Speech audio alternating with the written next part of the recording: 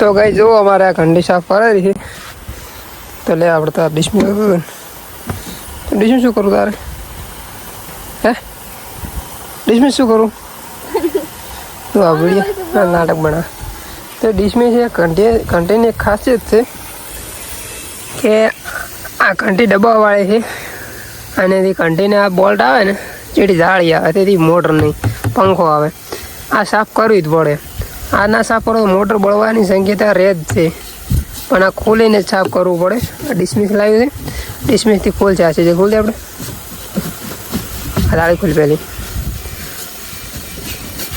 ડબ્બા કેટલા કિલોની ઘંટી સારી 7 કિલોની ઘંટી છે જુઓ તમે તમને બતાવી દઉં ઘંટી સારી આવે છે જાળી છે તમે દીવદરથી લીધી હતી પાછી તો ઘંટીમાં જાળીઓ છે અને આ ચોખ્ખું લખેલું હશે આ ટાઈપની જાળી આવે 0.1ની આવે 1.5ની આવે આ કઉલ ચોખાની ઘંટી આવે ઘંટી સારી આવે છે પાય 2 વર્ષ થઈ ગયા 2 વર્ષ થઈ ગયા જો ખાલી સાફ સફાઈ રાખો ને તો ઘંટી કોઈ થાય ના 2 વર્ષ સુધી પાનું ડિસમિસ માર્યું નહીં હતી બધી જો ખાલી આ ઘંટી ખાલી જાળી સાફ કરવી પડે અને મહિને કેમ સાફ કરો ને તમે તો કશું થાય ના આ તો ખાલી એ સાલું લાઇટમાં અડવાનું નહીં ઘંટીને આ તો હવે ખોલેલું છે અને પાછળ એક ચક્કર આ કંપનીવાળા તમને કહે કે ના કે ઘંટી તમે લેવા દો ગમે તે દુકાને તો તમને કહેશે નહીં અને બે ફરજિયાત જાળીઓ સાફ કરવી પડે છે આવું એક ને એક આ સાઈડની જાળી વાળો આ મોટર બળી ગઈ તો મોટરની ગેરંટી વોરંટી આલે છે જો ખાલી આ ટાઈપની હાલત છે મારે ખાલી મહિને સાફ કરો તોય આ સાફ કરવું પડે ને કે પછી આ કોઈક દિવસ પંપતું બંધ થઈ જાય રેડી એટલે આજે પેસી સાફ કરી રહી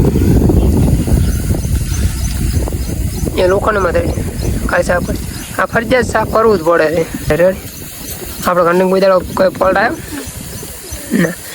હાંસવા એક વાર થાય છે પણ બાકી કરંટ બરંટ ચોય આવતો જ નહીં બધું લાકડું આવે ફાઈબર આવે એટલે કશું થતું જ નહીં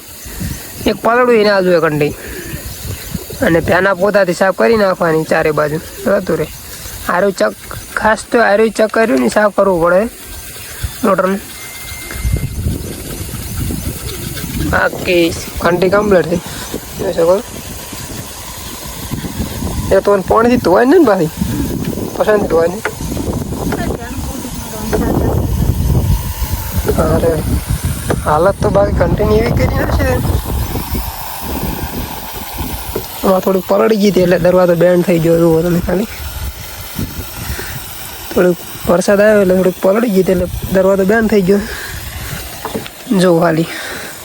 આ જાળી સાફ કરવી પડે ને એક પાછળની જાળી સાફ કરવી પડે અને હારે તો બાજરીમાં જ રાખો એટલે તો સારું રહેશે અંદર પડેલું જુઓ ખાલી અત્યારે જે હવે ઘંટીઓ હોય ને એ સ્ટીલની આવે છે પણ એ આના કરતી સારી આવે સ્ટીલની આવે રી ના ના સ્ટીલની સારી આવે આપણે પછી ગિફ્ટમાં આવી હતી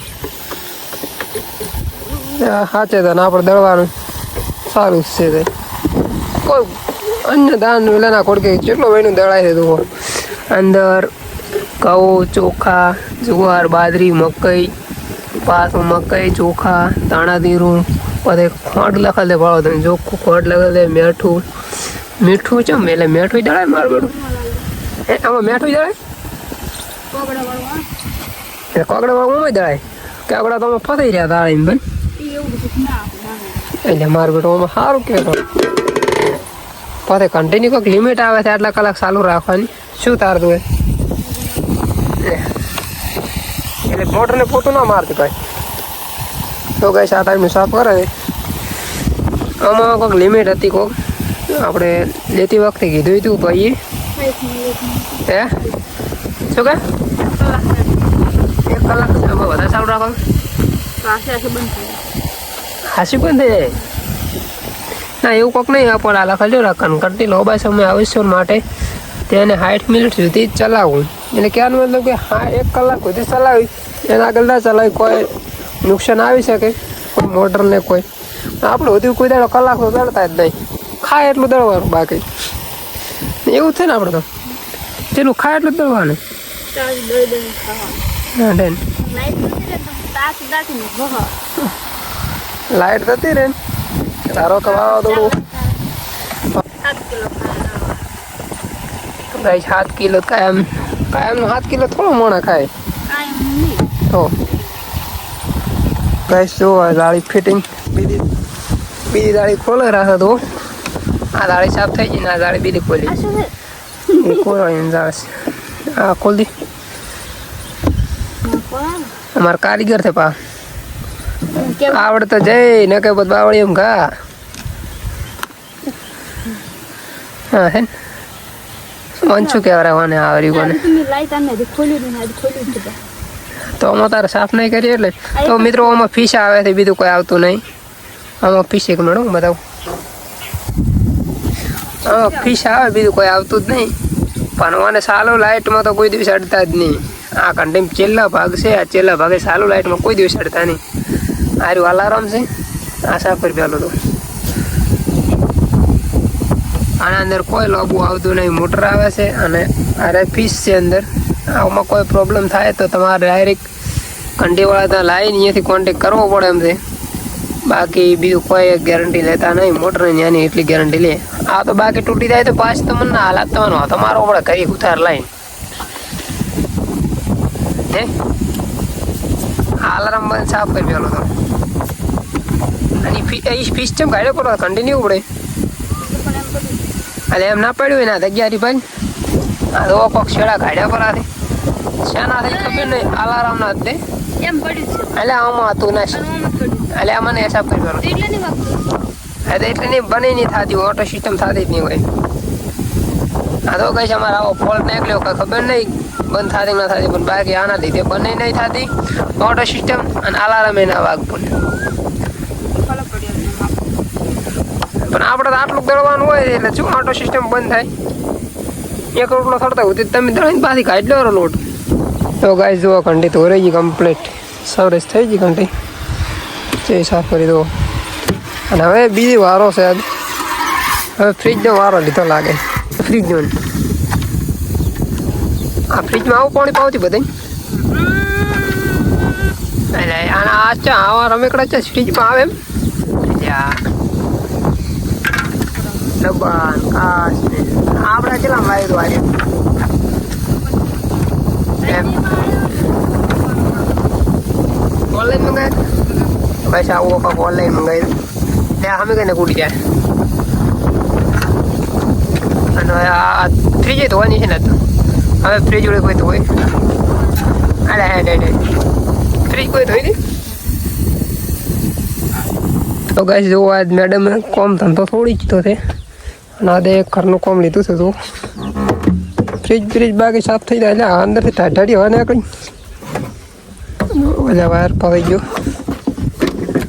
તો કારીગર આવ્યો ફ્રીજનો કોઈ કહેતો એ તો બોલે દે તો અમે એ તો આ હવા પટ્ટી બગડી ખરાબ અરે ના આ પટ્ટી ખરાબ થઈ ગઈ હતી બીજું કોઈ નહીં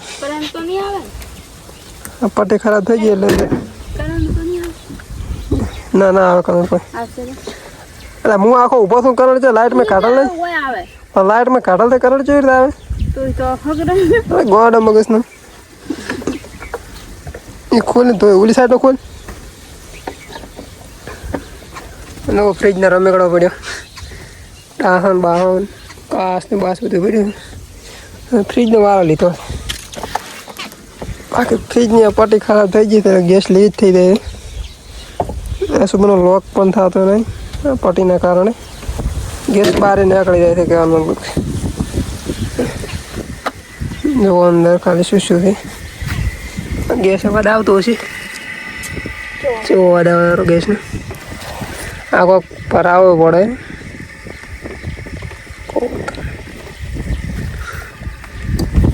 જો આજથી જ પૈસા સાફ થઈ ગયો આજ મેડમને કોમ જ ધંધો હાર્યો છે ફ્રીજ સાફ કર્યું હમણાં કંટી સાફ કરી બીજું શું કામ રહ્યું હા ચડી આમ તો મેડમને રીખડે એટલે ખુરશી ઉથડી આવે ફાળ એ ખુરશી પડી હતી રીસ ચડીને એટલે ખુરશી છોડી આલી આપણે ફ્રીજ તો ગાઈસ તો અમારી એક ઘરે કારીગર આવ્યો હતો આ ફ્રીજ એટલે આ કંટી પહેલી સર્વિસ કરી અને હવે કારીગર ફ્રીજે સર્વિસ કરેલો હતો દો કારીગર જો તો રાતે આ કોમ ધંધો આવી ગયો હતો ફ્રીજ ધોવાનો અને આ કંટી ધોવાનો જો ગાઈસ પહેલી શું કીધું તે કારીગર છે અમારે ફ્રીજના અને કંટીના ધોવો ખાલી કંટી તો ચમકતી થઈ ગઈ પણ આ ફ્રીજ એવી ચમકતી કરવા જાય ને તો લગભગ પોતે છોટી રહે છે ચાલુ કરતા પહેલા તો ગાઈસ ખાલી આ ફ્રીજ સર્વિસ થઈ ગઈ પડી ગયું તો ગાઈસ વિડીયો લાઈક કરી કરી નાખો શેર કરો શેર કરી નાખો અને ચેનલને સબસ્ક્રાઈબ કરવાનું ના ભૂલતા મિત્રો સપોર્ટ કરજો ચેનલને